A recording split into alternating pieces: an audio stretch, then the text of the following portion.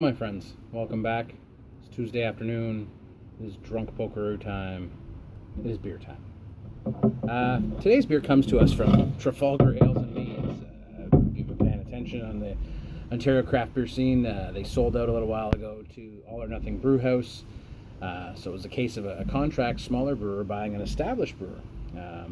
Very interesting, kind of a backwards way of things being purchased, but something I think we need to talk about as we go along.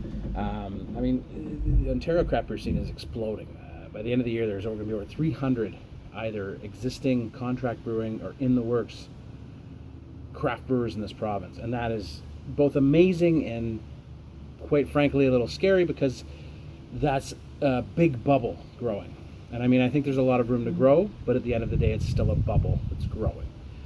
Will there be more consolidation? Absolutely. Will there be more macros buying, your favorite microbrewery? Probably. There's always rumblings about one of the big guys buying one of your favorites, like when Mill Street sold out last year to Labatt's or InBev or whatever you want to call it. But definitely something to be concerned about as the future goes along. For right now, it's pretty rosy. There's a lot coming out. In Hamilton alone, right now we have Collective Arts in Hamilton, we have Lager Shed in Dundas, and that's about it. It's a city of 500,000 people being serviced by basically one brewer. So I think it's underserved. It's poised to explode, I think, in the new year. There's always rumors about breweries opening in Hamilton. I haven't seen them yet. So I'm going to hold my breath. I know Clifford is going into the LCBO with their porter very, very soon, and that excites me because that is one of the best porters I've ever had. I look forward to him finding a permanent home where he can brew all of his amazing beers and use all of his great ideas because he knows beer. The rest of the rumored openings and that, I'm going to sort of wait a little bit with trepidation because you never know. This city always seems to take a while to get anything done in terms of politically motivated decisions and permits and whatnot.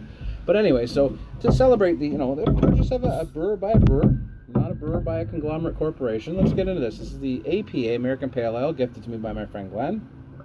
And it seems like a perfect way to spend a day off celebrating all that's great about craft beer and all that's going to happen in the next year, because I'm sure it's going to be amazing. So, cheers to growth, cheers to the future.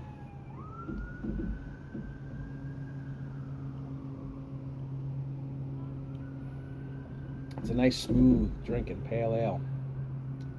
It's a little bit of a bitterness on the back end, like a grapefruit, a little bit of pineapple. There's some melon. I almost want to say there's like a celery note, maybe. That's pretty good. It's really refreshing. It's only 5%, so it's very easy going on a day like today. It's hot. It's not quite summer over yet. So I got a lot of chores to do. As you can see, I'm not dressed for hanging out. I'm dressed for working, so I got to go get back to work. Keep your eyes open, folks. Pay attention. Things are going to happen rapidly. I think next year you're going to see a lot of changes in the Ontario craft beer industry. So here's to an uncertain future. Cheers. That's a good one.